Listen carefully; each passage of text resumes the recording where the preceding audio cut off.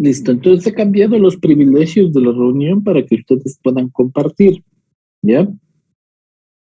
Entonces vamos a compensar el trabajo con las personas que prepararon con el grupo de A-gamma globulinemias, ¿ya?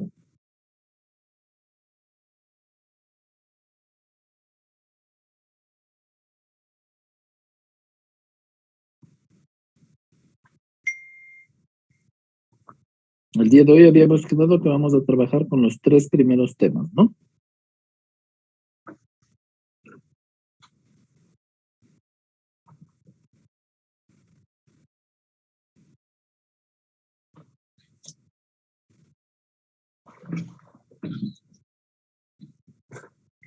Buenas tardes, doctor. Buenas tardes, compañeros. Nosotros somos del primer grupo y vamos a exponer sobre A-gamma globulinemia ligada al cromosoma X.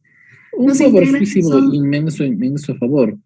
Si es que cuando la persona que está hablando solo para ver cómo funciona, si es que es posible que prenda la cámara para que la puedan ver, es mejor hacerlo así a veces, ¿ya? Una recomendación nomás, si es que es posible. Si no pueden, no hay ningún problema, ¿no? Ay, ya, doctor. Un ratito, por favor.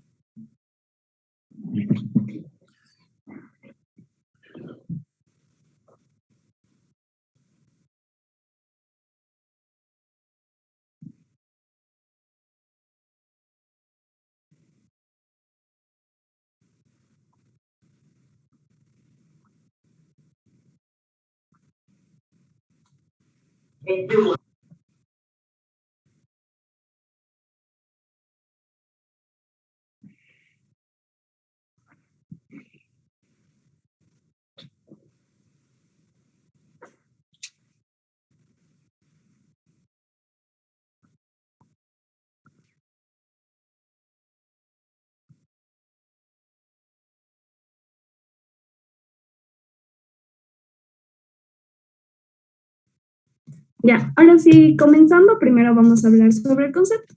Bueno, la A-gamma globulinemia ligada al cromosoma es una enfermedad, o también se le denomina enfermedad de Bruton, ya que es una inmunodeficiencia primaria que fue descrita por primera vez en 1952 por el doctor Bruton en un niño con septicis neumocócicas recurrentes. En sí, esta enfermedad está causada por mutaciones en el gen que codifica la tirosina quinasa de Bruton. Por eso se denomina también enfermedad de Bruton. Este gen es importante porque está implicado tanto en la regulación, la proliferación, como la diferenciación y supervivencia de las células B. También participa tanto en la vía de transducción de señal que desencadena tras el reconocimiento de este antígeno. Bueno, como consecuencia de las mutaciones en el gen que codifica, hay una menor síntesis de esta enzima y va a llevar un bloqueo tanto en la diferenciación de las células beta, de los linfocitos B, así como sus estadios pro-B y pre-B, y por lo tanto lo que va a conseguir es una deficiencia de anticuerpos. Yeah. Entonces, o sea, ¿qué es lo más o menos a breves rasgos? Es que te acuerdas de la ontogenia de los linfocitos. ¿Qué les pasa a los linfocitos de estos que no logran hacer esta diferenciación? ¿Qué es lo que sucede con ellos? O sea, debido a que no va a haber esta diferenciación, no se van a producir los anticuerpos, entonces por lo tanto se va a presentar lo que es la disfunción. ¿Pero qué les pasa? ¿Qué les pasa exactamente?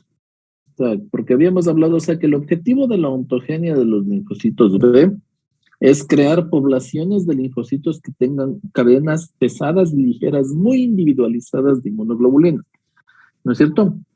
Entonces, esta tirosina quinasa es una de las enzimas que induce esa diferenciación. Entonces, las células no maduran simplemente. Y se quedan arrestadas en un estado en el que no expresan primero uno de los factores de las maduraciones importantes de los linfocitos, es capaz de expresar un receptor que es semejante a las inmunoglobulinas en la membrana. Entonces, estos no llegan a producir este receptor y se quedan en un estadio inmaduro. Entonces, como son completamente inmaduros, no llegan a un estado de generación de inmunoglobulinas. Entonces, por eso se llama A-gamma globulinemia. No hay gamma globulina, ¿no? Perfecto, muy bien, sigue nomás.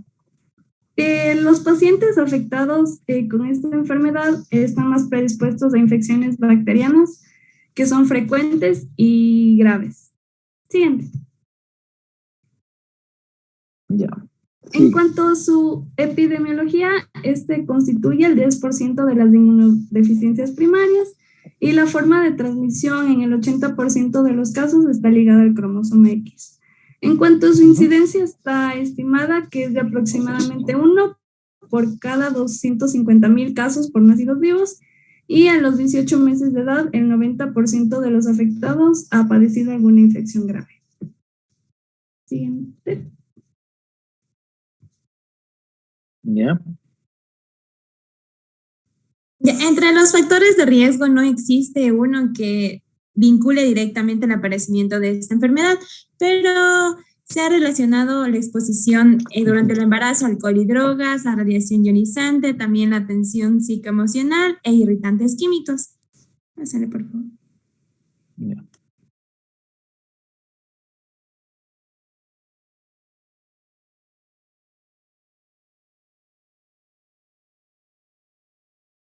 A ver, no oímos.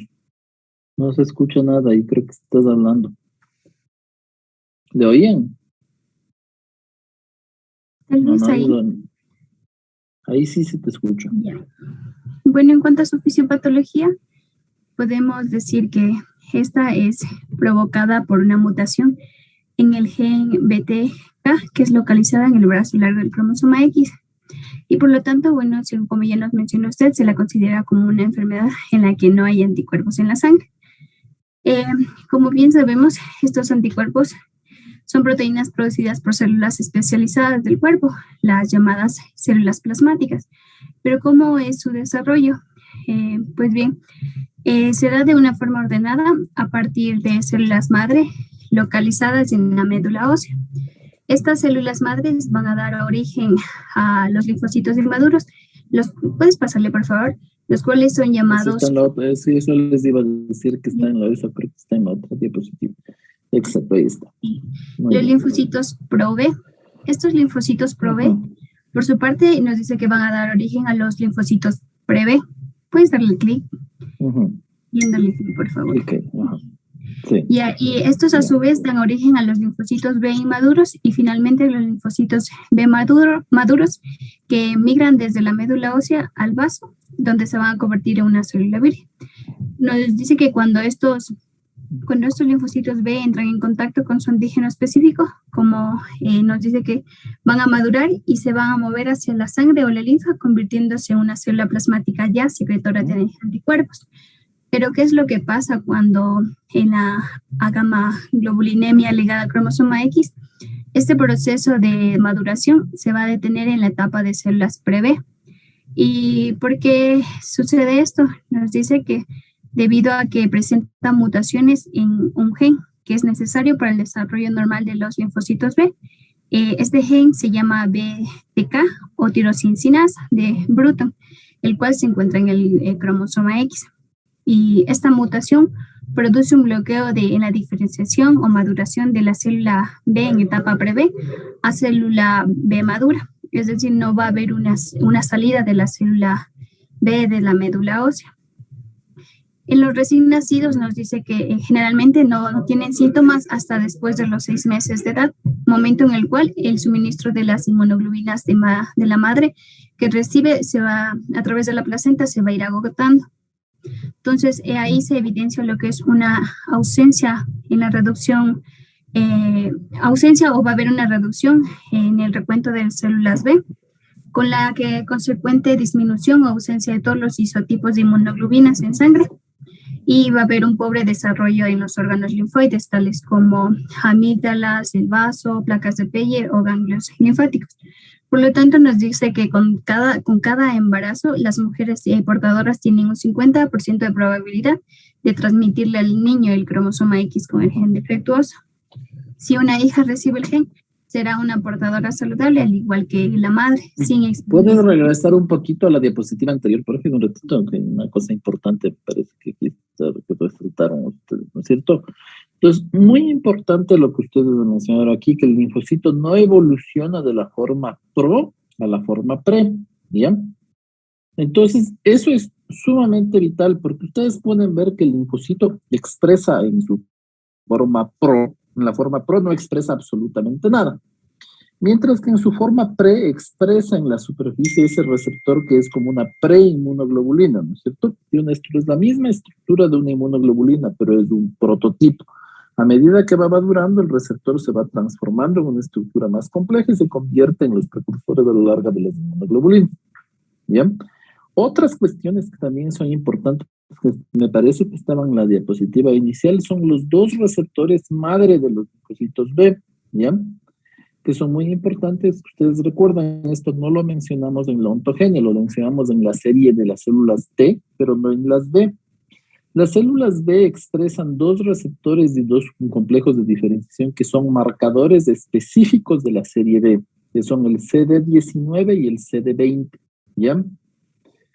Entonces, estos son los que les confieren su aspecto y su naturaleza como células D. Entonces, vamos a ver más adelante en el diagnóstico que cuando nosotros vamos a solicitar una inmunistoquímica, centrifugación en base a esto, no van a aparecer en esta enfermedad, ¿no? Y eso también me va a ayudar a hacer el diagnóstico. ¿Y por qué los niños no manifiestan síntomas hasta los 6 meses? ¿Qué es lo que pasa con eso? ¿Por qué no tienen síntomas? ¿Cuál es la razón? Bueno, nos decía que como van recibiendo inmunoglobulinas de la madre a través de la placenta, perdón, entonces a partir de los 6 meses ya se van agotando las inmunoglobulinas de la madre. Sí, sí, exactamente. Los niños, ustedes saben que los lactantes reciben inmunoglobulinas cuando nacen de la circulación de su madre a través de la placenta. Y también continúan recibiendo cierta cantidad de inmunoglobulinas en la lactancia, que es menor, ¿ya? Entonces, a los 6 meses, nosotros sabemos que los niveles de las inmunoglobulinas que son transmitidas por esta forma de inmunización pasiva desaparecen completamente. Y entonces ahí sí vamos a comenzar a notar los problemas que ya van a hablar más adelante. Regresen, sigan adelante, por favor. Muy bien. Ya, pues como les mencionaba, nos decía que si una hija recibe el gen, va a ser una portadora al igual que la madre y ya no va a exhibir ningún síntoma. Pero no obstante, si un hijo recibe el gen, esta persona va a tener lo que es amaglobulinemia ligada al cromosoma X. Pues pasarle, por favor. Ya en cuanto a las manifestaciones clínicas, como acabamos de decir, no se presentan hasta después de los 6 meses por el intercambio de inmunoglobulinas que se dan en los bebés. Entonces, cuando ya van desapareciendo estas inmunoglobulinas, generalmente lo que se va a presentar son infecciones. En este caso, en la cabeza y en el cuello nosotros podemos encontrar sinusitis, otitis media, conjuntivitis, pérdida de la agudeza visual. A nivel respiratorio, adenoides y amígdalas rudimentarias. Pueden estos niños infectarse fácilmente de neumonía, adquirir bronquitis. En el abdomen, hepatitis enterovírica, diarrea. El genitourinario, infecciones de vías urinarias, prostatitis. El sistema nervioso central, meningitis, encefalitis. En sistema inmunológico, nosotros vamos a encontrar nodos linfáticos pequeños e infecciones bacterianas recurrentes. En cuanto al esqueleto, generalmente podemos encontrar artritis séptica y en la piel, impétigo, dermatitis, pioderma o forunculosis. Como pueden observar aquí, no son síntomas específicos, sino generalmente son infecciones que adquieren estos niños. Pasar, por favor.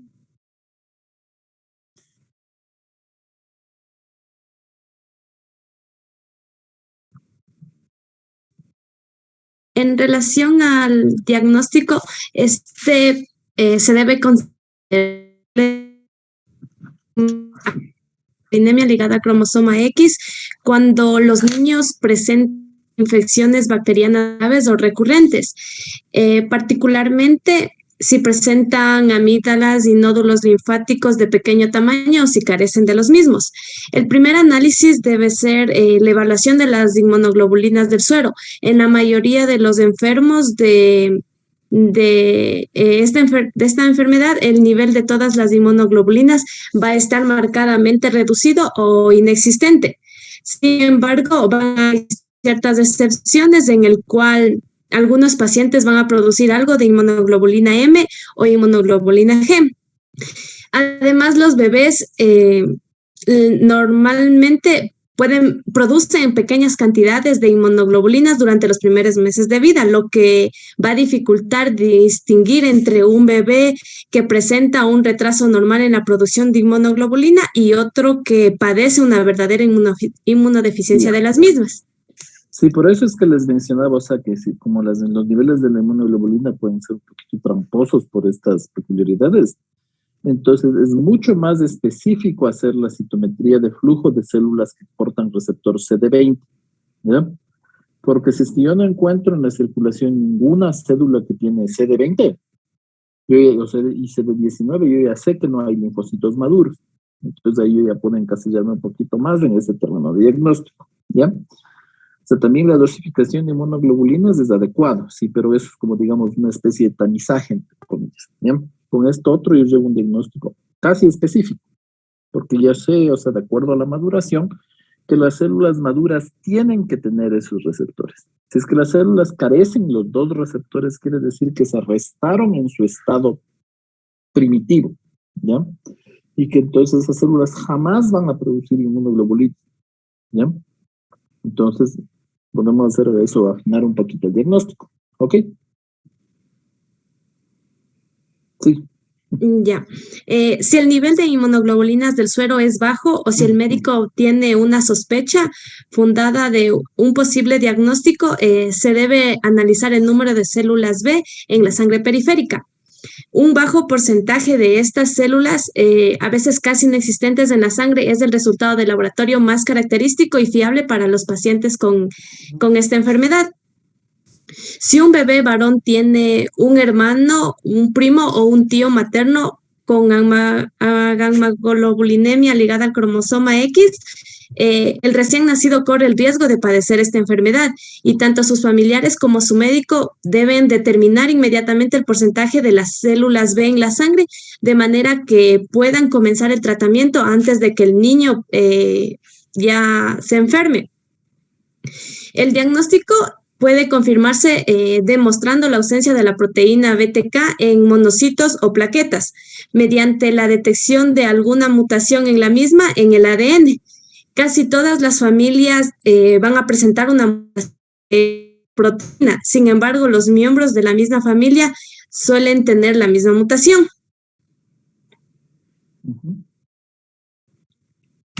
En relación al tratamiento, en la actualidad no existe una cura para la gamaglobulinemia ligada al cromosoma X. El gen defectuoso no puede repararse ni reemplazarse, como tampoco va a ser posible que se provoque la maduración de los linfocitos B. Para convertirlos, provocar la maduración de los linfocitos B, convertirlos ya en linfocitos B y células plasmáticas. Pero es posible que se le pueda administrar a los pacientes algunos de los anticuerpos que aparecen. Estos anticuerpos se van a administrar en forma de inmunoglobulinas, bien ya sea directamente al torrente sanguíneo, es decir, vía intravenosa o por debajo de la piel por vía subcutánea.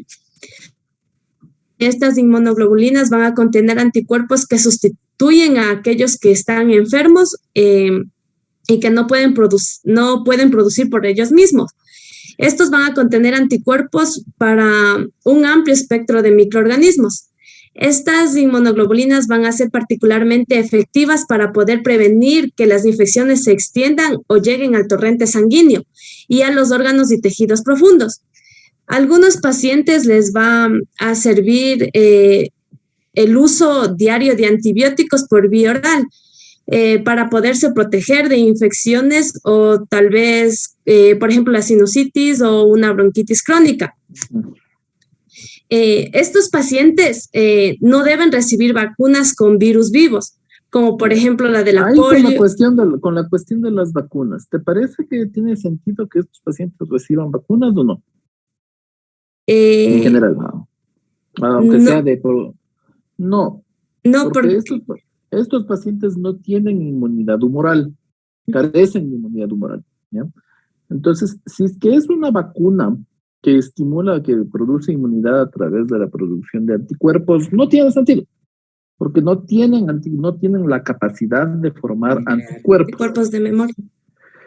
No tienen ni siquiera la capacidad de formar memoria inmunológica de células B porque no tienen células B maduras.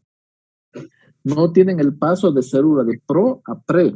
Entonces, las células B de ellos no sirven simplemente, ¿ya? No existen. Entonces, la inmunización en estos pacientes, salvo que sea una inmunización que estimule de forma directa la inmunidad celular, ¿ya? Y que el corolario de esa inmunidad sea la inmunidad celular, ahí sí vale, ¿ya? Con la contraindicación que estos pacientes no pueden recibir ninguna vacuna que tenga un producto vivo atenuado, ¿ya? Ahí tú pones un ejemplo muy importante que es la vacuna oral de la polio, ¿ya? La vacuna oral de la polio, esa sí es completamente viva, atenuada, y entonces lo que van a hacer es van a desarrollar polio por ese virus, ¿ya? Es un virus que normalmente no ocasiona ninguna manifestación y que vive en la gran mayoría del tracto gastrointestinal de toda la población mundial de forma natural. ¿Por qué pasa eso? Porque cuando fue una población hasta más o menos 1970, la vacuna de la polio que era la más difundida a nivel mundial era la vacuna de la polio oral, ¿ya? Esta vacuna es con la que se vacunó mucha gente en América Latina. En Estados Unidos vacunaron ellos casi siempre con polio, con la vacuna parenteral de polio, que esa tiene solo tiene residuos virales, no tiene virus vivo, ¿ya? Pero aquí en los países en desarrollo se vacunó con polio, con esa vacuna. ¿Por qué se decidió vacunar con eso?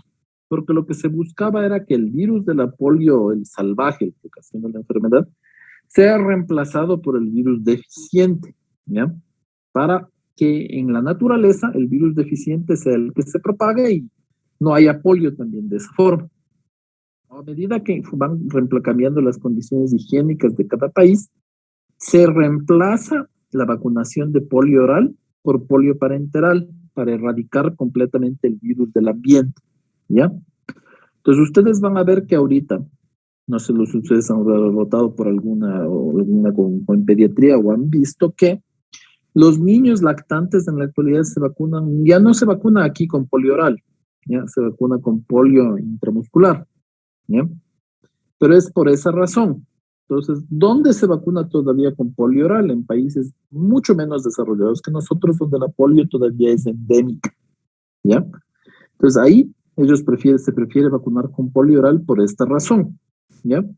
Entonces, muy probablemente nosotros tengamos en nuestro intestino el virus de la polio atenuado algunas personas, ¿ya? Que hemos sido vacunados con polio oral, ¿ya? Y no tenemos ninguna manifestación porque es un virus completamente deficiente, pero a estas personas darles vacunación con este virus es terrible, ¿ya? Otra vacuna virus vivo atenuado, otra vacuna de patógeno atenuado, la BCG, ¿ya? Esa vacuna en cambio va dirigida más hacia la manifestación de la inmunidad celular, pero también estaría contraindicada aquí porque igual no tenemos anticuerpos que se producen, ¿no? Entonces, recordemos eso, ¿no? Ok, muy bien, sigan.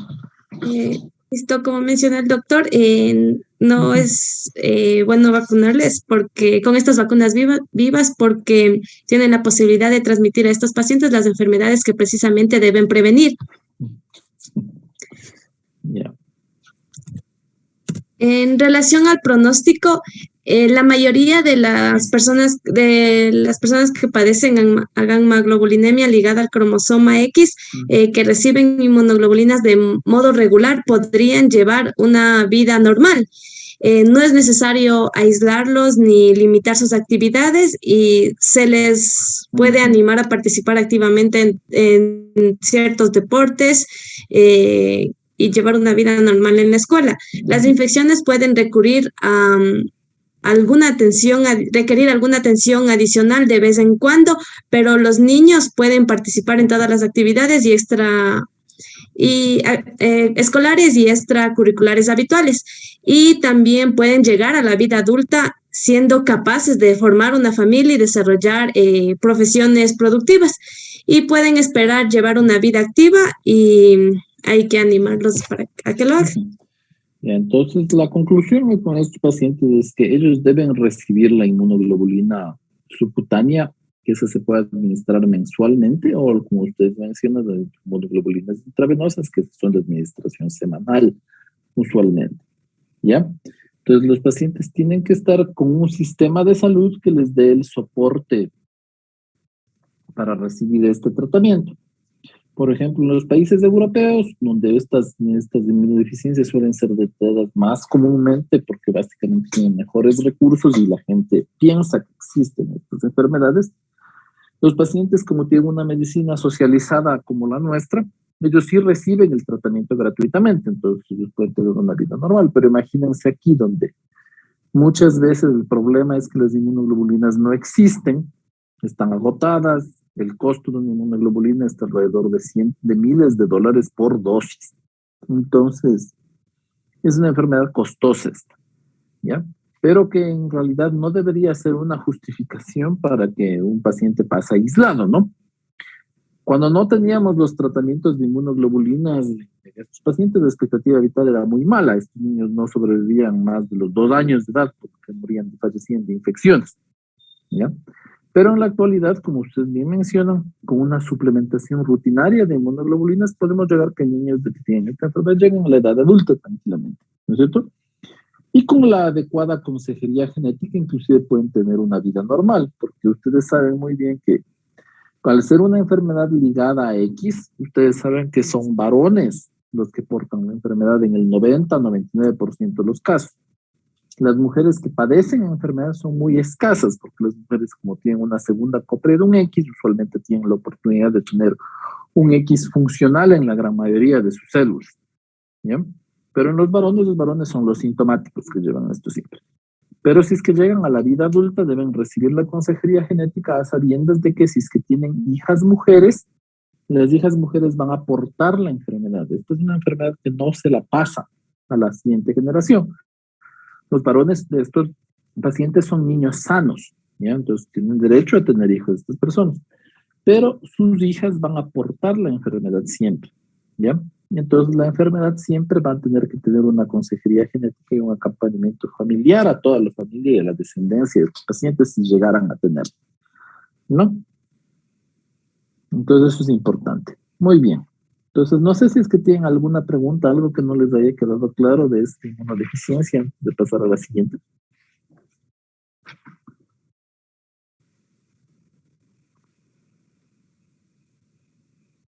Todo está claro. Ahí dice alguien algo, pero no se le escucha. A ver, ¿alguien tiene alguna inquietud?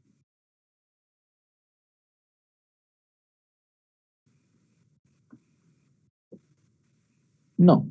Perfecto, entonces proseguimos con la siguiente inmunodeficiencia, ¿no? ¿Cuál es la siguiente inmunodeficiencia que tenemos que trabajar?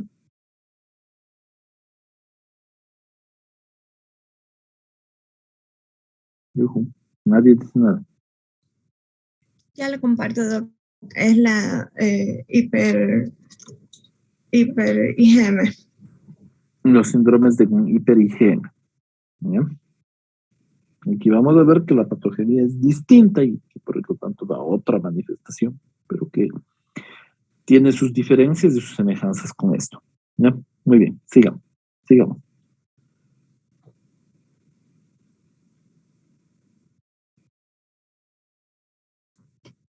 Doc, no sé si ahí se estará viendo la diapo. No se está viendo nada ahorita todavía. Oye.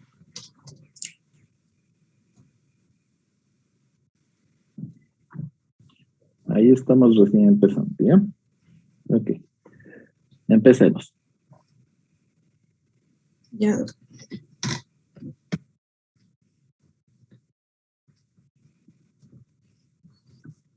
Uh-huh.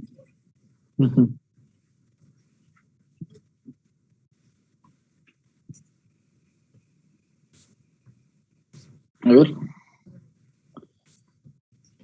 Ya. Bueno, buenas noches, doctor. Buenas noches, compañeros.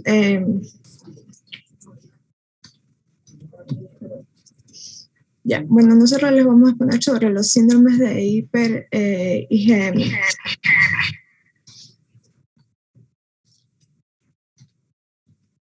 Los integrantes de este grupo somos... No sé por qué se me pasa la diapo, ¿ya? Sí, a veces lo coge esto.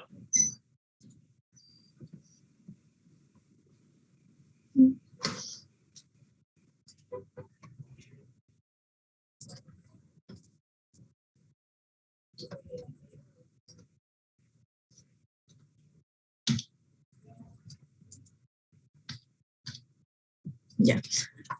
Bueno, los integrantes de este grupo somos Maite Díaz, quien les habla, Chantal Jaro, Ángel Yumitaxi y Víctor Samaniego. Ya, perfecto. Bueno, los síndromes de hiper-IgM son un grupo de trastornos de inmunodeficiencia primaria de linfocitos B que son causados por generalmente una alteración de la recombinación del cambio de clase de inmunoglobulina G o CSR, que se refiere a sus siglas en inglés, Class Switch Recombination. En cuanto... No sé por qué se pasa. Muchas veces los coges. Ahora retrocede un poquito y se cerró en cambio. Perdón, Doc, no sé por qué se está pasando así la dieta. Tal vez no podría ser que le des a uno de tus compañeros de tu grupo la presentación y que te vaya pasando mientras tú vas presentando. Una sugerencia.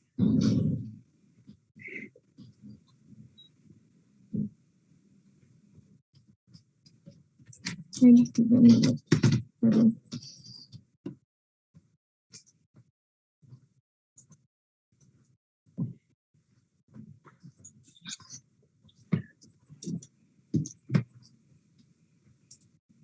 Ahí se está viendo, Doc. Disculpe. No todavía. No todavía.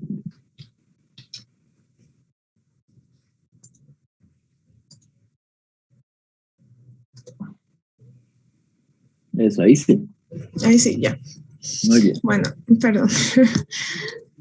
Bueno, los síndromes de hiper-IgM son un grupo de trastornos de inmunodeficiencia primaria de linfocitos B que son causados por una alteración de la recombinación de cambio de clase de la inmunoglobulina, lo que se conoce como CSR, que se refiere a Class Switch Recombination. En cuanto a sus características generales, estos se caracterizan por unos niveles séricos bajos de inmunoglobulina G, A y E, con una inmunoglobulina sérica normal o elevada. También estos involucran se puede referir a inmunodeficiencias tanto humoral como celulares o combinadas, es decir, la presencia de ambas.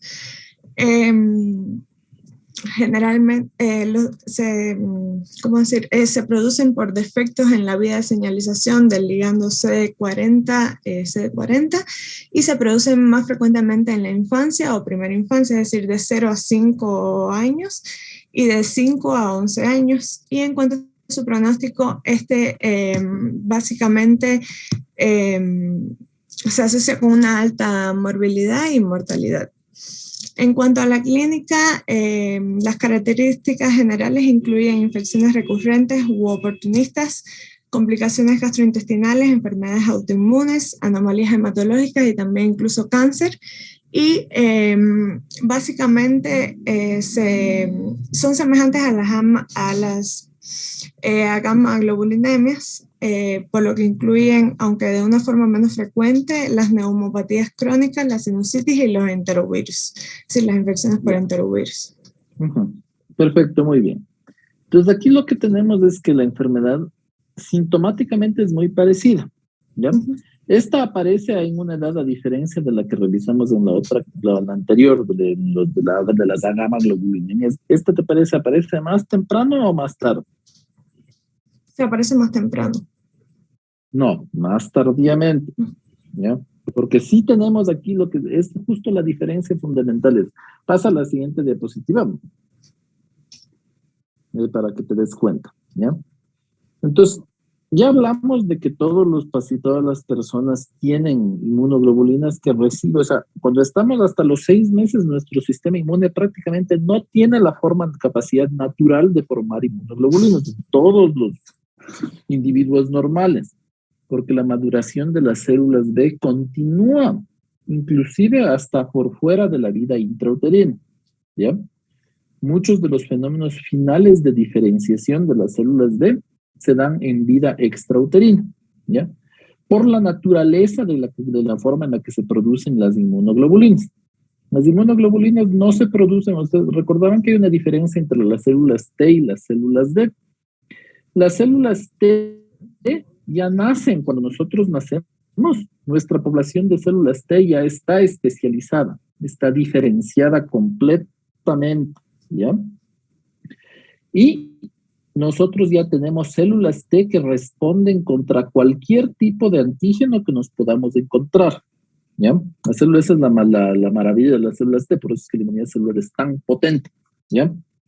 Porque ya nace diferenciada para atacar a cualquier cosa, ¿ya? La inmunidad humoral no. La inmunidad humoral, en cambio, nace con la capacidad ya de recombinar inmunoglobulinas una vez que se active. Entonces, estas células que tú ves aquí, que nacen, me imagino que ya vas a hablar un poco en la fisiopatología, ¿de qué tipo son? ¿Son pro-B o pre-B? Más maduras que las anteriores, o sea, de la hipergamaglobulinemia, de la gamaglobulinemia, o son menos maduras. Serían más maduras ya en este caso. Son más maduras. Estas células sí portan los receptores clásicos de los linfocitos B. Portan el CD19 y el CD20. Las otras no portan, ¿ya? Y estas células tienen una cosa que es diferente a las otras. Portan la inmunoglobulina M de membrana, que es la característica de estas células, ¿ya?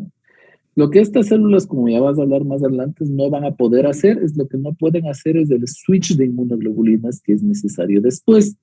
Y ese es el que se da por la activación de este receptor del CD40 o los ligandos del CD40, ¿ya? Que esos son los que estimulan a que la célula B, que sí puede reconocer antígenos, ¿ya? Y sí se puede activar, pero para que la inmunidad funcione, la inmunoglobulina M es una inmunoglobulina muy primitiva. Es una inmunoglobulina que no tiene tanta especificidad, es una inmunoglobulina por sus propiedades, no tiene la capacidad opsónica, tiene una capacidad opsónica menor a la inmunoglobulina G. La activación del complemento también es un poco deficiente en algunos casos, en otros casos es mejor. La inmunoglobulina M activaba el complemento en algunos momentos. Entonces, no permite completar la inmunidad, pero tenemos una inmunidad así medio maltrecha, es lo que digo, ¿ya? Entonces, sigue adelante un poquito y vamos bien, ¿ya? Yeah. Bueno, en cuanto a la clasificación, clásicamente tenemos 5 tipos, ¿no? En cuanto al tipo 1, este es el síndrome IgM ligado al cromosoma X, que se presenta más o menos en el 70% de todos los casos de síndrome de hiper-IgM, y este va a ser causado por variantes en el gen del CDL40, es decir, el ligando del CD40. Ajá. Yeah. En cuanto al tipo 2, es un síndrome autosómico recesivo y se debe sobre todo a las variantes en la citidina desaminasa inducida por activación, se conoce también como AID. Ya. En cuanto al tipo 3, este igualmente es autosómico recesivo y se debe como causa más importante a variantes en el receptor 5 de la superfamilia del receptor de factor de necrosis tumoral 5, ¿no? En cuanto al tipo 4, igualmente es autosómico recesivo o igualmente se puede presentar de forma autosómico dominante y se debe a un defecto molecular desconocido que puede ser anterógrado a este AID, es decir, a esta variante de la citidina desaminasa inducida por la activación. Mientras que en el tipo 5 se refiere igualmente a una autosómica recesiva que se debe a variantes en la uracilo ADN glucosilasa. Muy bien, seguimos.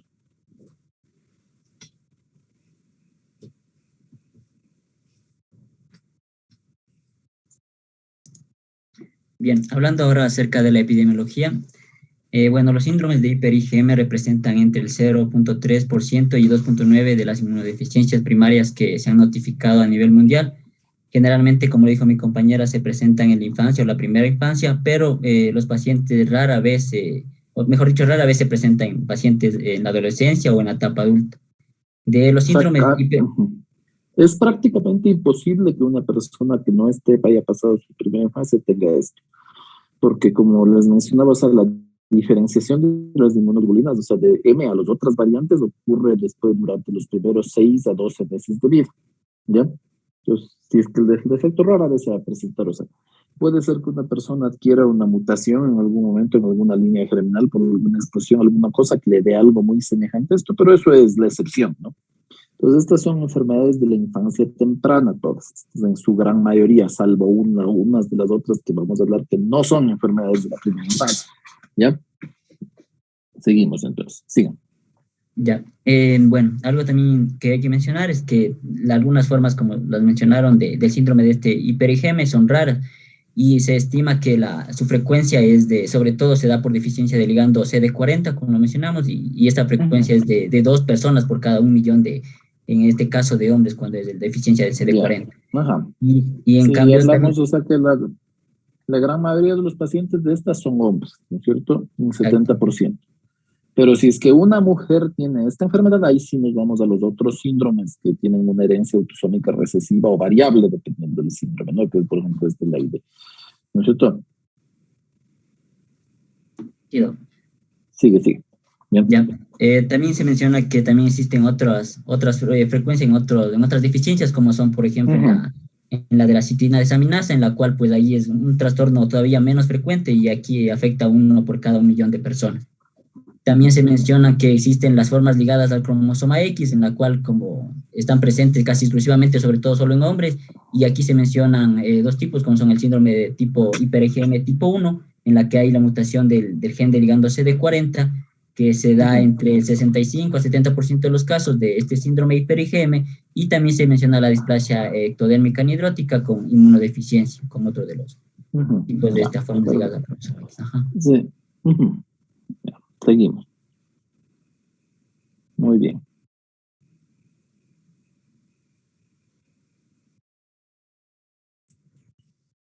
Ya.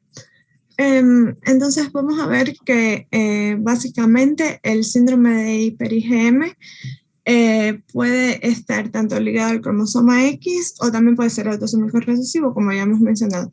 Entonces, la mayoría de los casos va a ser este hiper-M ligado al X, y este se va a deber sobre todo a mutaciones en el gen que codifica la proteína CD154, que va a ser la encargada de,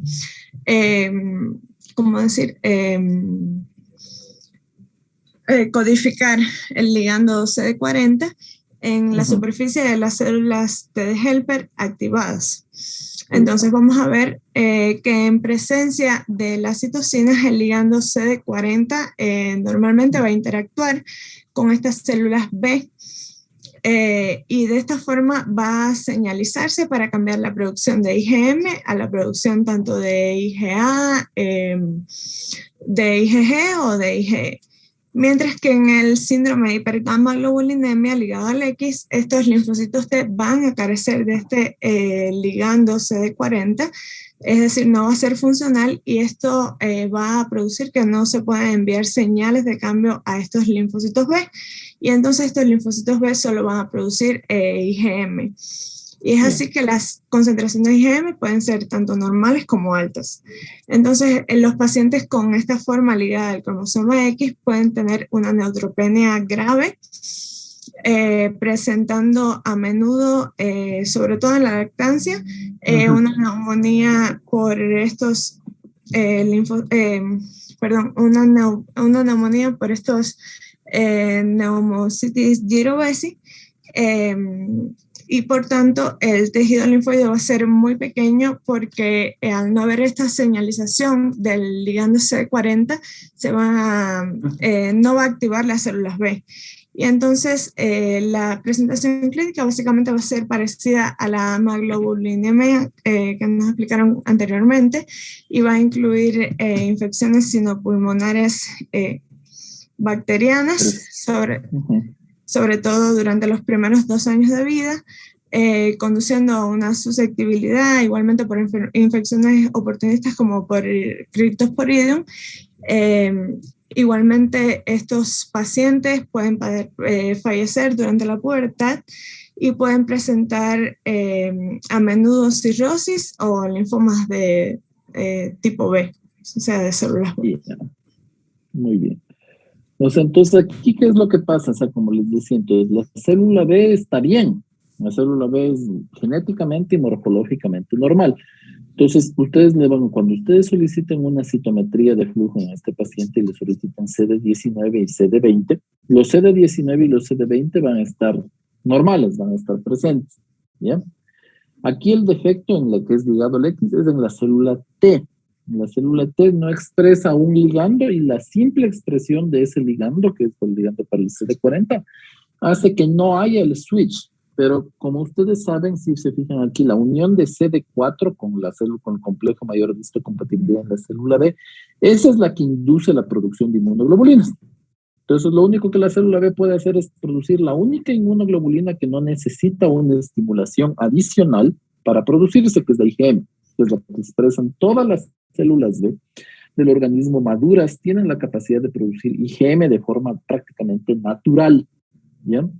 Entonces, expresan lo único que pueden y van a formar una cuestión de una gran cantidad de inmunoglobulina M, que la inmunoglobulina M es deficiente para el aclaramiento de patógenos y adicionalmente tiene las propiedades de que se deposita en algunos tejidos. Entonces, la inmunoglobulina se va a depositar en el hígado y van a desarrollar cirrosis en edades tempranas. Y es una enfermedad fatal por lo general. Bien, seguimos si no recibe tratamiento, naturalmente. Sigamos. Ya. Por otra parte, también se puede presentar el síndrome autosómico recesivo de la hiper-IgM, en la cual vamos a ver que al menos en 4 de las formas autosómicas, ya vamos a ver después los tipos de esta hiper-IgM, ¿no? En al menos 4 de estos tipos va a presentar un efecto en lo que es la producción de linfocitos B. También vamos a ver que las concentraciones séricas de inmunoglobulina M van a ser mucho mayores que en la forma ligada al X, sobre todo en las formas donde va a haber deficiencia de la citidina desaminasa inducida por activación, es decir, la AID, y la UNG, que es como la dependiente del uracilo ADN.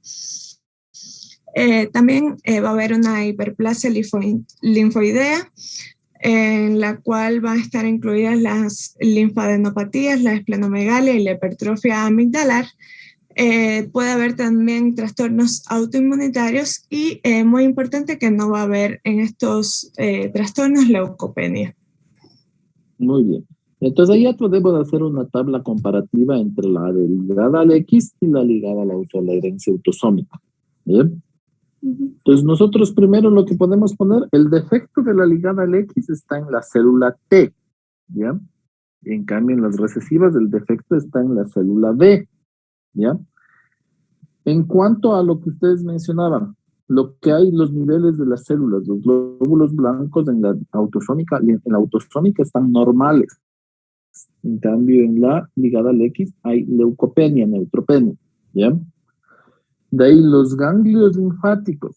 Los ganglios linfáticos en el ligado al X son hipoplásicos, no hay ganglios linfáticos, están reducidos. En cambio en esta, ustedes ponen muy bien, hay hiperplasia ganglionar y esplenomegalia desde una edad temprana, ¿ya? Y finalmente, los acompañantes de las enfermedades son distintos. El acompañante es autoinmunidad de los autosómicos, del otro acompañante es cirrosis de la acompañante, ¿no? Y vamos a ver adelante por qué hay estas diferencias. Síguenos. Sí. Muy bien. A continuación vamos a hablar de la patogénesis. Entonces el fenotipo de hiperinmunoglobulina M va a ser el resultado de un cambio del isotipo alterado en la célula B, que va a ser causado por defectos en la señalización de la célula B o también de la recombinación de clase de la inmunoglobulina. También puede darse esto por una hipermutación somática o reparación de desajuste del ADN. Siguiente, por favor. Entonces, como habíamos dicho, entonces tenemos defectos en el gen del ligando del CD40 o en el gen del CD40 como tal. Entonces, ahora en cambio ya pasamos más al gen, ¿no es cierto? Más que al ligando. Al gen del receptor más que del ligando en este caso. Porque el ligando está codificado en cambio en el cromosoma X, ese es el de la otra enfermedad. En cambio, el receptor del ligando, o sea, el CD40 es el que va a estar dañado aquí, por lo general, ¿ya? Como habíamos visto, el ligando del CD40 se expresa en las células T, CD4 activadas. Ajá. Así como en algunas TCD8, células B, hematocitos, basófilos, eosinófilos y plaquetas. El CD40, o como tal, el receptor del ligando del CD40, se va a expresar en las células presentadoras de antígenos. Entonces aquí va a estar incluida las células B, los monocitos, los macrófagos y las células dendríticas. Exacto. Muy bien. Entonces aquí va a haber interacciones entre el ligando del CD40 en las células T y el CD40 como tal en la célula presentadora de antígenos. Entonces esto va a ser crucial para los cambios del isotipo de la célula B o la coestimulación de la célula T y el desarrollo de células B de memoria.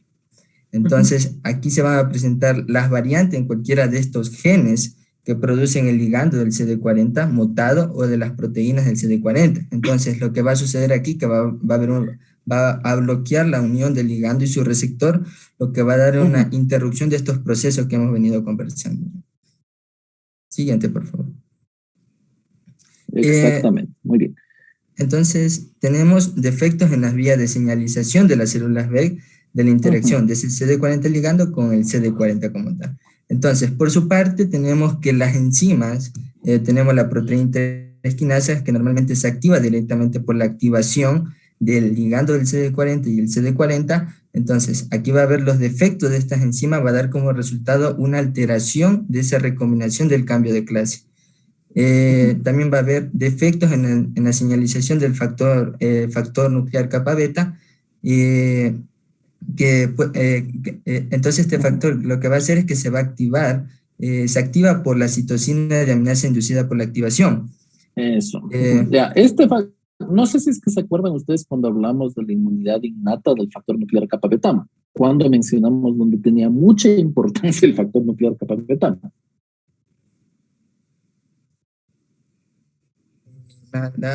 Además de la cuestión el factor nuclear kappa beta es una de las señales más importantes para activar la inmunidad innata, ¿ya? Está involucrado en prácticamente se acuerdan en todas las reacciones que hablamos de las proteínas, desde los TOLs, sobre todo de los factores de reconocimiento innato también. Por eso es que el defecto también no solo es en la célula B, como no solo es un tipo de células, sino es en todas las células presentadoras de antígenos, ¿ya? Entonces, el defecto es profundo, ¿ya? Si bien tienes tú aquí células que morfológicamente, macroscópicamente son maduras, a diferencia de las células de la hipogamaglobulinemia, donde tienes células que no son morfológicamente maduras, aquí tú tienes una de las señales más importantes de activación de la inmunidad bloqueada, cuando hablas con el NF-kappa beta o el PI3 quinasa, ¿ya? Entonces eso da un defecto global en la activación de la inmunidad, ¿ya? Y por eso es que esta llega a ser también una inmunodeficiencia relativamente grave. Seguimos, siguiente. Sigue. Ya. Entonces, como habíamos dicho, este factor kappa beta. También interactúa el uracil N-glicosilasa y otras enzimas de reparación del ADN como parte de la vía de esta señalización activada del CD40. También puede haber mutaciones de NEMO o de este IKK gamma, es decir, inhibidor de la subunidad gamma, lo que va a bloquear la liberación de ese factor kappa beta. Y lo que va a hacer es alterar ese control epigenético de esa expresión del perfil de la proteína de la recombinación de clase en las células B activadas. Entonces, además, todas estas enzimas involucradas van a estar, por su parte, esta expresión de aminasa inducida por la activación va a aumenta a través de la señalización del CD40 y lo que va a hacer es iniciar ese cambio de isotipo al generar desoxiuracilo en regiones de cambio de genes de cadena pesada de inmunoglobulina. Eso sí, no solo de inmunoglobulina, o sea, si es que tú te fijas, si ves la imagen que tú tienes abajo, justo en la que estás señalando tú con el puntero, en esta imagen lo que te está explicando es qué es lo que activa todas las funciones de la activación de las señales por CD40. O sea, activa producción de citoquinas, activa producción de oxigenasa, también diferenciación de células del tejido conectivo. Es una de las señales que induce que algunas células sobrevivan y que expresen moléculas de adhesión. Es procoagulante. Entonces, perder la señal del CD40, pues a pesar de que sean normales, no tener esa estimulación o perder estos defectos de señalización, como tú dices, dentro de las vías que están involucradas con el CD40, injuria grave contra toda la inmunidad. ¿Ya?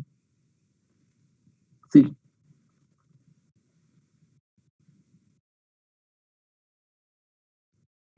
Ya, bueno, como pudimos observar, la presentación clínica va a ser muy diferente, entonces esta va a variar en parte según el defecto específico que tenga nuestro paciente, pero la mayoría de los pacientes van a comenzar a tener infecciones recurrentes a una edad temprana. Los síndromes que resultan de defectos en el gen ligando CD40, por ejemplo, del tipo 1 o del tipo 3, van a tener un fenotipo combinado de inmunodeficiencia de células T y B. Y otros síntomas típicamente se van a presentar con el fenotipo de inmunodeficiencia humoral y con defectos de la inmunidad celular innata.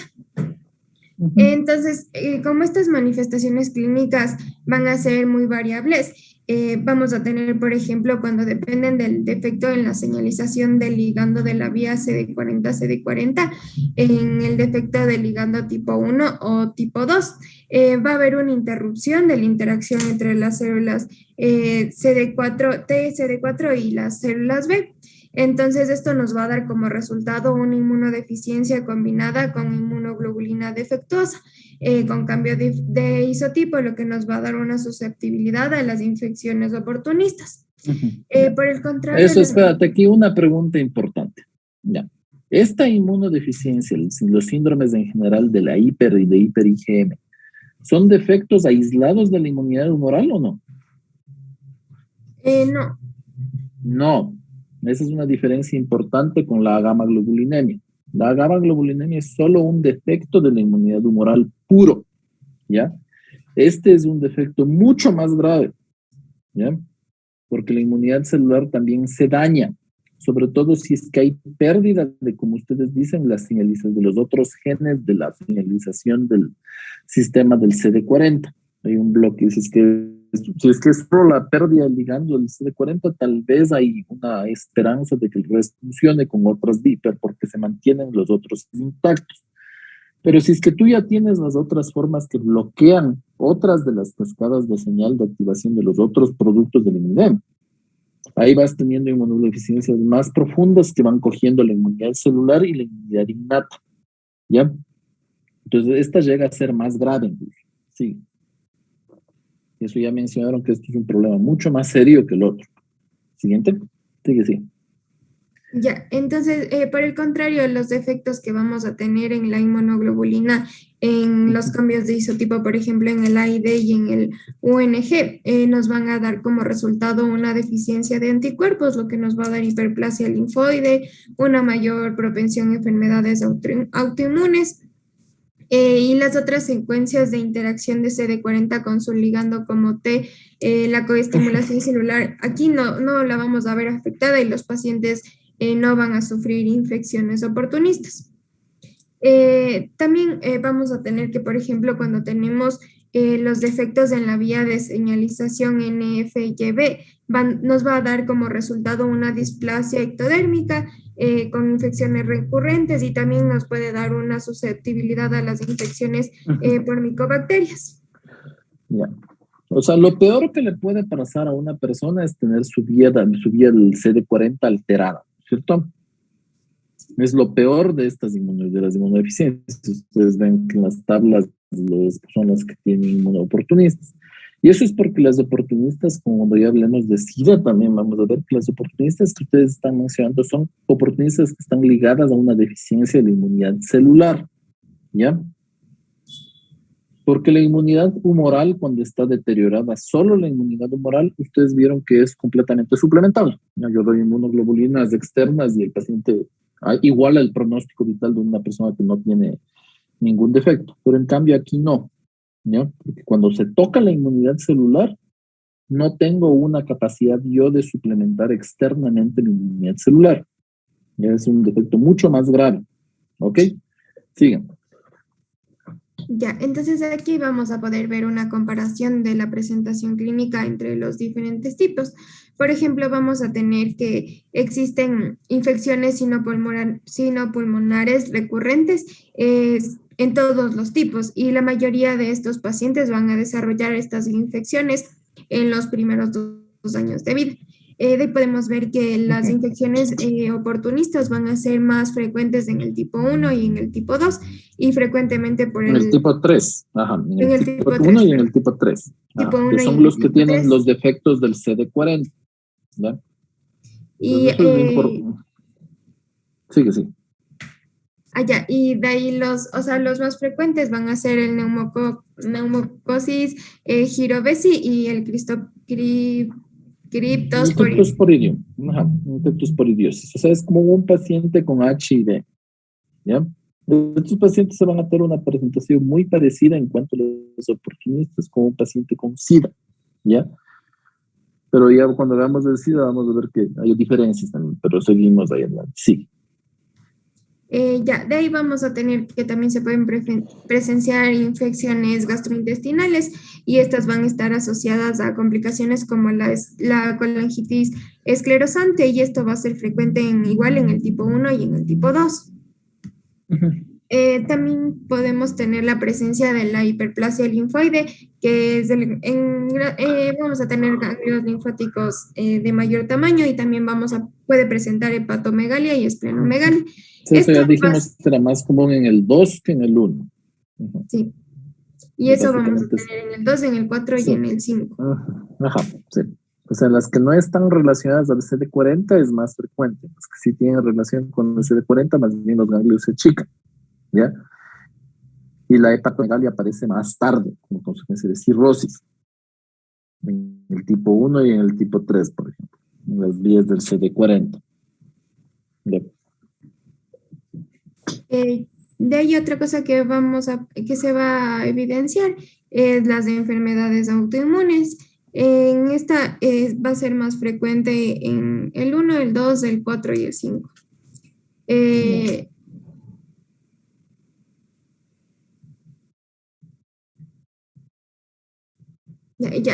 También vamos a encontrar neutropenia en el tipo 1 y en el tipo 3. Y de ahí vamos a poder encontrar neoplasias malignas que no van a ser muy frecuentes, pero se evidencia más en el tipo 1. Ya, muy bien. ¿Y por qué será más frecuente en el tipo 1 en realidad? Los cánceres.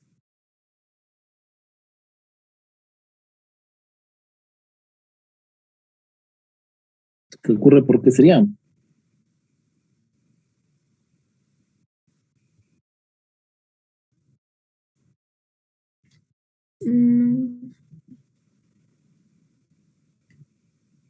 O sea, ¿qué decimos? O sea, cuando hay el problema de las vías del C40, está alterada también la inmunidad innata. La inmunidad innata y la inmunidad celular juegan un papel también muy importante en lo que es la detección y la destrucción de las células malignas en etapas tempranas. Entonces, es que tú no tienes nadie que esté vigilando que estén apareciendo células malignas. Entonces, los cánceres proliferan muy fácilmente. Entonces, esta es una enfermedad mucho más catastrófica que la A-gamma globulinemia. O sea, uno pensaría, es bueno tener mucha inmunoglobulina, en el caso de esto es lo que se caracteriza por esto, pero no es bueno porque esta es una enfermedad que daña la inmunidad de forma global. ¿Ya? Pasa por favor siguiente.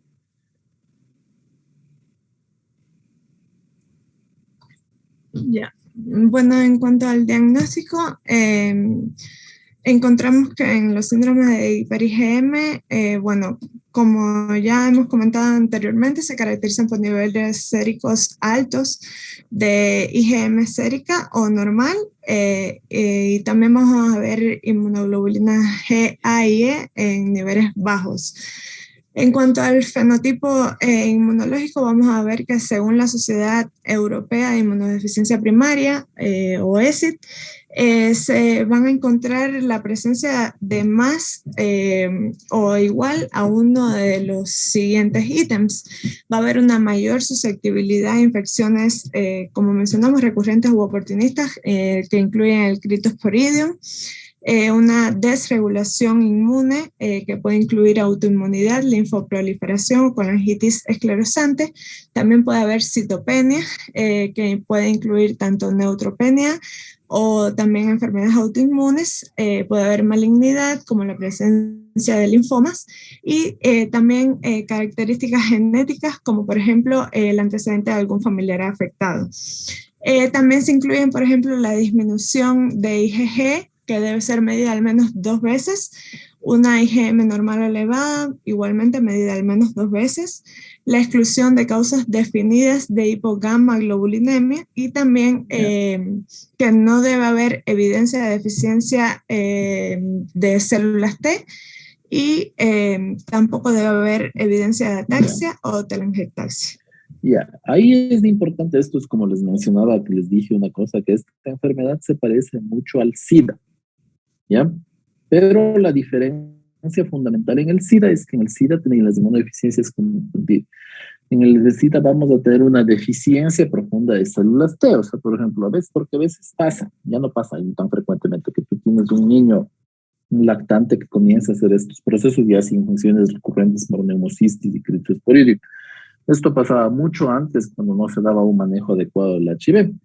Entonces, tú sospechabas de esto y comenzabas a dosificar y cuando hacías la citometría de flujo se veía que no tenía células CD4 positivas, ¿ya? Entonces, ¿qué es lo que pasaba? Era un niño que tenía SIDA, no tenía esta inmunodeficiencia, ¿ya? Entonces, con las connotaciones que esto lleva, ¿ya? En esa época. Pero esto es algo que afortunadamente ya no se ve. Entonces, cuando ustedes comienzan a empezar a encontrar este tipo de infecciones, es lo que tienes más, afortunadamente hay que pensar ya más en estas cosas, más que en lo otro, ¿ya? Cuando veamos SIDA, vamos a ver que se parece mucho a esto, pero en el adulto, ¿ya? Y va a tener muchos de los fenómenos que ustedes están poniendo el SIDA, inclusive las malignidades, la predisposición a la autoinmunidad, la disregulación. Eso se presenta también en el SIDA, pero por otras causas. Espérense, voy a coger un cargador para poner a cargar el iPad que estoy descargando. Sigan nomás.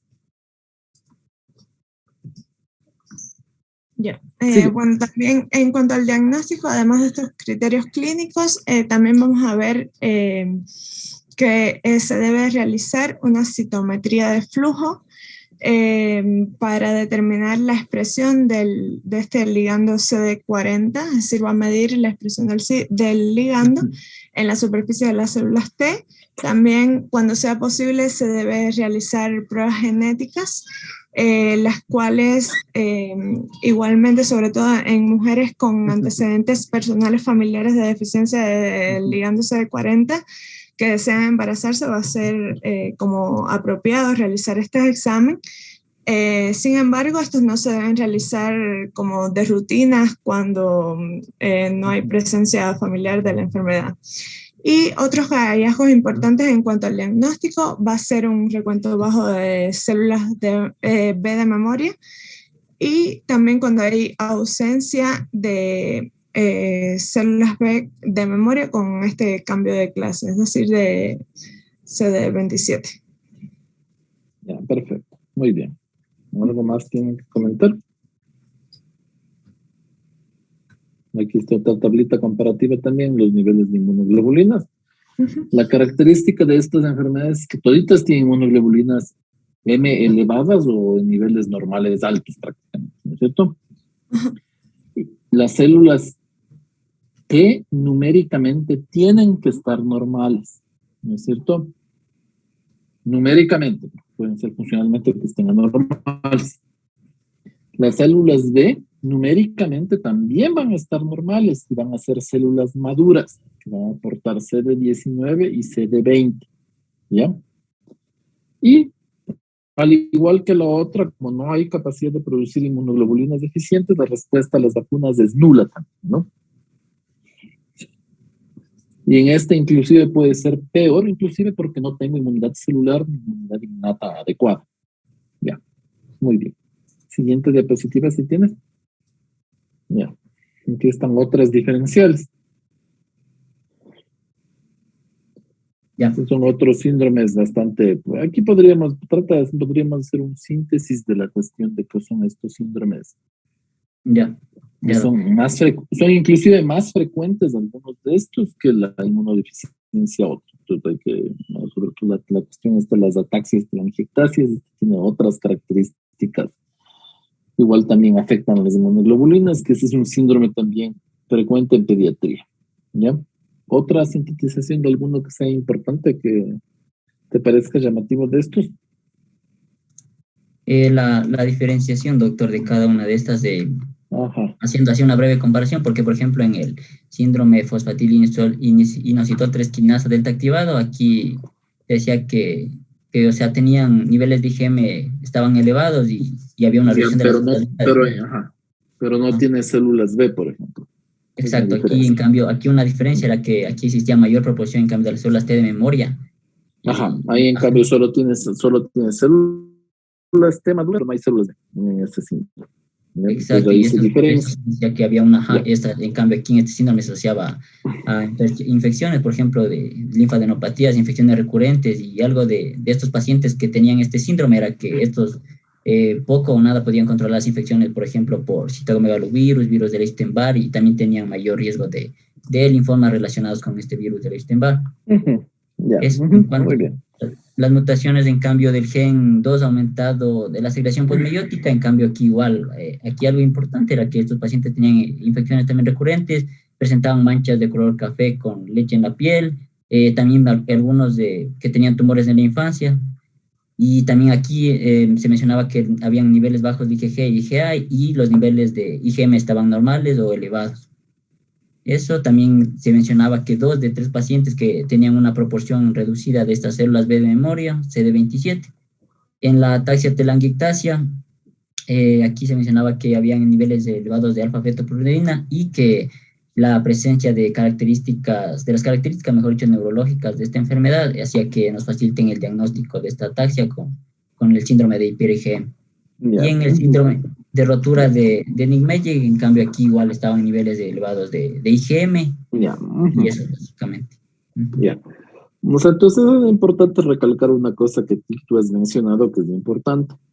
En ninguna de las inmunodeficiencias que hemos revisado hasta ahorita aparece lo que es retardo del desarrollo psicomotriz, ¿no es cierto? El desarrollo psicomotriz del niño que tiene las enfermedades anteriores es normal.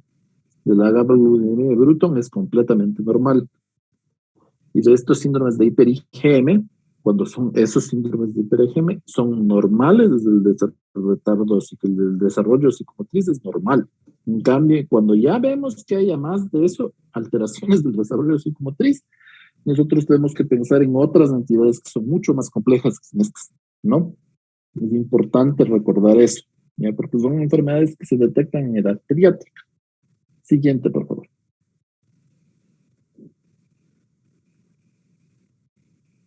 Bueno, otra de las enfermedades que se mencionaban haciendo este diagnóstico diferencial era la inmunodeficiencia variable común, en la cual aquí los pacientes tenían defectos igual de la activación de estas células T y podían presentar un fenotipo inmunológico similar al hiper-IgM, pero aquí nos daban algunos puntos que se pueden diferenciar de este síndrome del hiper-IgM, que incluyen, por ejemplo, que se da presentación el hiper-IgM es muy temprano. Exacto.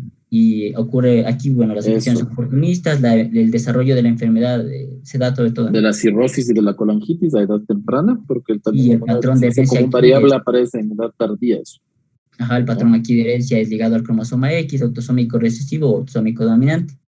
Eso, y sobre todo hay que tener en cuenta que los casos de esta inmunodeficiencia variable común, a diferencia del síndrome de hiper-IgM, son esporádicos sobre todo. ¿Cuál es más común? La inmunodeficiencia por frecuencia, ¿la inmunodeficiencia común variable o esto? El síndrome, la inmunodeficiencia variable común. Esa de hecho, es la inmunodeficiencia primaria más común. Vamos a hablar de eso, que es una entidad, y esa se presenta usualmente se diagnostica en edad adulta, ¿ya? Los pacientes llegan a edad adulta y hacen sus infecciones de repetición y sus problemas, pero son pacientes que llegan a edad adulta, los pacientes con inmunodeficiencia común variable. ¿Ya? En cambio, estos otros, los pacientes que tienen los defectos de las células T, no llegan a edad adulta. Los de hiper-IgM no son pacientes adultos, son niños. ¿Ya? Sí, se da a edad temprana. Eso. Y hablando también de las mutaciones hipomórficas que están en el gen 2 activador de la recombinación, en cambio aquí igual nos menciona que también se presenta un fenotipo clínico inmunológico similar al del hiper-IgM. Hablando del síndrome de la rubiola congénita, aquí bueno, se menciona que existen niveles elevados de IgM y también hay unos niveles variables de IgG, y algo importante que se puede para los diferenciar. estigmas de la rubiola congénita, eso. Exacto, aquí lo que se puede diferenciar ese no es tan difícil de confundirse porque por la clínica. No, o sea, claro, un buen neonatólogo lo diagnostica inmediatamente la rubiola congénita, ¿no? Sí, eso algunas de las características clínicas nos ayudan a diferenciar. Y también hablando de las neoplasias malignas, se decía que aquí, por ejemplo, que una persona presente repentinamente niveles elevados de IgM, eso podría ser que consideremos una neoplasia maligna, y en general estos casos pues también presentan algunos isotipos de inmunoglobulinas que pueden estar alterados. Y otras formas adquiridas de hiper-IgM que se mencionan es que se pueden también estar asociadas con terapias por ejemplo, con fenitoína o con la leucemia de células T, y algunos linfomas o síndromes nefróticos también se los ha asociado con estos síndromes. Sí, o sea, porque, o sea, en una leucemia, si es que la célula T cuando se vuelve maligna pierde el CD40, da lo mismo, llegamos a lo mismo, ¿no es cierto? Porque viene a pasar eso. Entonces, por eso podría eventualmente semejar ese fenotipo. Ya, ok, siguiente. Ya. Ahora vamos a hablar un poco del tratamiento. La terapia de apoyo es el pilar de tratamiento fundamental para la mayoría de estos síndromes de hiperinmunoglobulina M. Esto incluye una terapia o terapia antimicrobiana profiláctica para prevenir infecciones, terapia antimicrobiana rápida y agresiva para tratar infecciones, la terapia de reemplazo de inmunoglobulina, que puede reducir la frecuencia y la gravedad de infecciones en pacientes con deficiencias de anticuerpos. También tenemos el factor estimulante de colonias de granulocitos, que puede ser útil en pacientes con neutropenia, el trasplante de células madre hematopoyéticas, que puede ser un tratamiento curativo en pacientes con inmunodeficiencias combinadas, incluido el de tipo 1 y el de tipo 3. Y también tenemos el trasplante hepático, que puede estar indicado en pacientes con insuficiencia hepática secundaria, con laringitis esclerosante y cirrosis. Y también tenemos la terapia génica. Siguiente diapositiva, por favor. Ahí estamos las profilaxis con trimethoprim sulfa, que son para estos pacientes, pero están dando dosis de adulto y ustedes son niños, ¿verdad? Ah, sí, está la dosis de adulto ahí. Esas son las dosis de adultos, ojo, ¿no? Los pacientes son pacientes pediátricos en estas enfermedades, ¿no? Entonces, sigue nomás, esto es importante, esto lo vamos a ver cuando hablemos más de VIH, que esto es importante, pero están las dosis de adultos, ¿no? Que puede ser trisemanal o la dosis diaria, etc. Otros regímenes alternativos de profilaxis contra el Pneumocystis jirovecii son los que pusieron la cita, pues ya pásale nomás. Sigue. La Dapsona o la tabacona, que también pueden ser alternativas eventualmente, pero esto es para adultos, recordarán, ¿no? Estos pacientes son pediátricos. Siguiente, sigue. Aquí está la dosis del cálculo de inmunoglobulina. O sea, ustedes sí ven que la cantidad de inmunoglobulina es grande. El tratamiento es caro de estas inmunodeficiencias. Entonces, tiene que tener la reposición intravenosa o subcutánea. ¿Ya? Siguiente, por favor. Este es de la intravenosa, ¿no? Y el trasplante.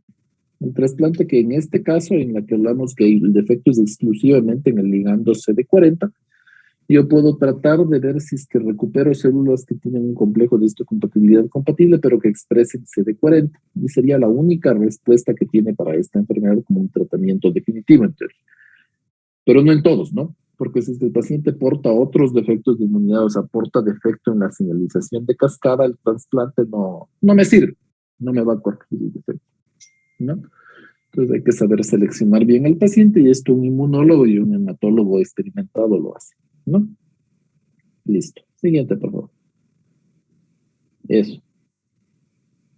Ya el pronóstico de nuestros pacientes va a variar según el defecto molecular específico, como ya hablamos, porque de esto va a depender mucho sus manifestaciones clínicas y la gravedad de su enfermedad. Pero sin embargo, este síndrome generalmente se va a asociar con una alta morbilidad y mortalidad.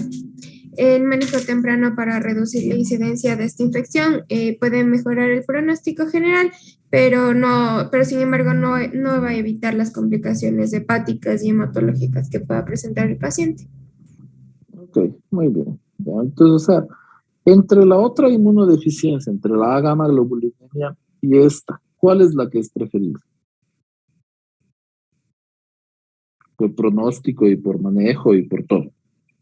La gamma globulinemia. Ya, porque esos son pacientes que hacen una vida normal. Los pacientes que tienen esta enfermedad no tienen una solución clara y no tienen la capacidad de hacer una vida normal con reposición. ¿Ya? Entonces, por eso es importante saber distinguir un poquito algunas de estas inmunodeficiencias. Son raras, ¿no? Afortunadamente son muy raras las inmunodeficiencias de estas, ¿ya? Y vamos a ver que, como están ya viendo ustedes ahorita, hay un patrón común, que son usualmente muchas de estas inmunodeficiencias están ligadas a un cromosoma X, ¿ya? Pues vamos a tener la situación de que son varones los que padecen la enfermedad y mujeres portadoras, ¿ya? Entonces eso es importante que recordemos. Las inmunodeficiencias vamos a ir viendo más adelante. Pues no sé, me parece que yo creo que hay alguna inquietud o algo que no les haya quedado claro, ahorita lo revisaré. Yo quería preguntarle porque, o sea, a nivel mundial no vimos como mucha incidencia de estas inmunodeficiencias primarias, entonces quería preguntar como, ¿qué tan común es aquí en el Ecuador estas enfermedades? Verás, así decirte que existe aquí una capacidad de diagnóstico, o sea, que el diagnóstico de estas inmunodeficiencias se haga en el país aquí es muy difícil, ¿ya? ¿Qué es lo que pasa aquí? O sea, porque la gran mayoría de gente no tiene acceso no tenía acceso a un tamizaje neonatal precoz. Ahora bien, la ventaja que ahora tenemos es que se hace esa prueba de la sangre del talón que te detecta 40 enfermedades inmunológicas y metabólicas, que se hace esto. ¿Qué es lo que se despista ahí, en realidad? Entre las muchas condiciones que se despistan, como fenilcetonuria, las enfermedades de depósito de la infancia, se despistan estas enfermedades también, ¿ya? Sobre todo esta y la gamma globulinemia de Bruto, que son muy frecuentes, que son las más representativas y estas son las más graves, ¿ya?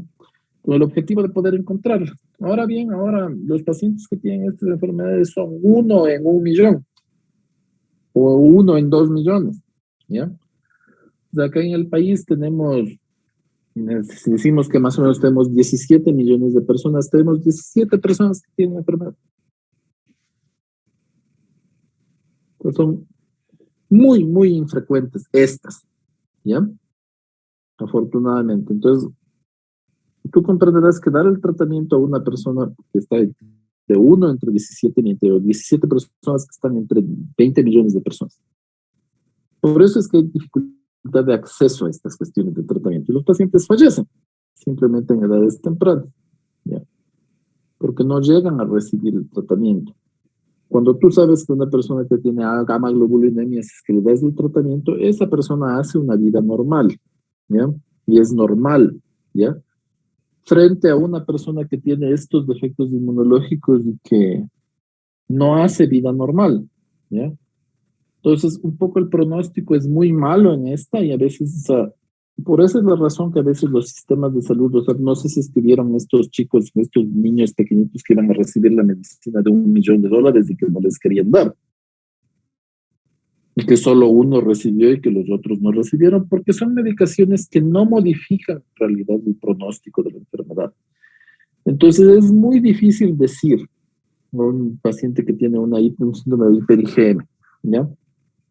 Le vamos a hacer la inversión de darle todas las inmunoglobulinas y todas las cosas, o sea, cuando hay limitación de recursos, por eso es que a veces no recibe. Porque entonces dice, o sea, ¿cuál es el pronóstico de este chico? Y llega justo al lado el paciente que tiene gamma globulinemia. ¿Cuál es el que tendría que recibir prioridad? El que tiene por limitación.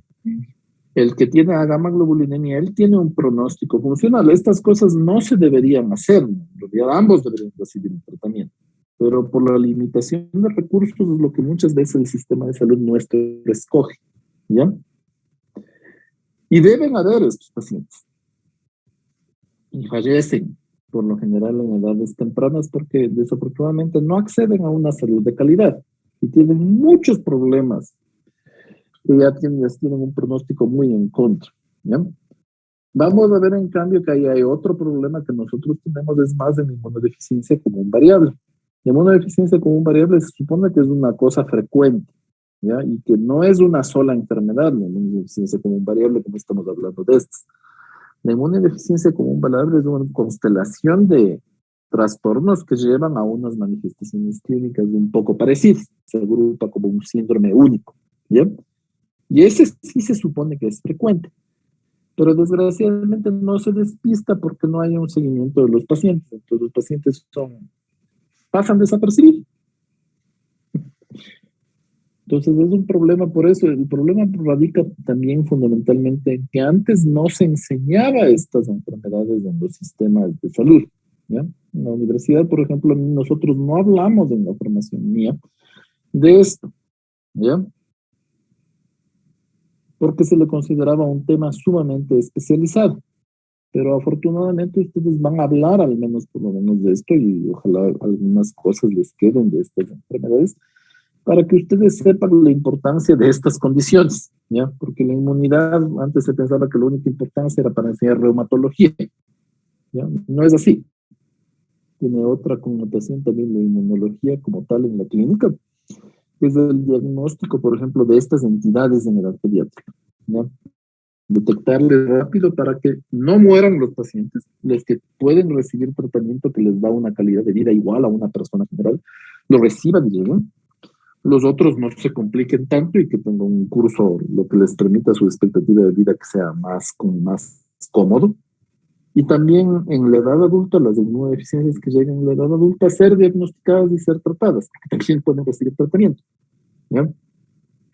Entonces, en realidad, estadísticas aquí no vas a encontrar, porque no se les busca estas enfermedades para nada.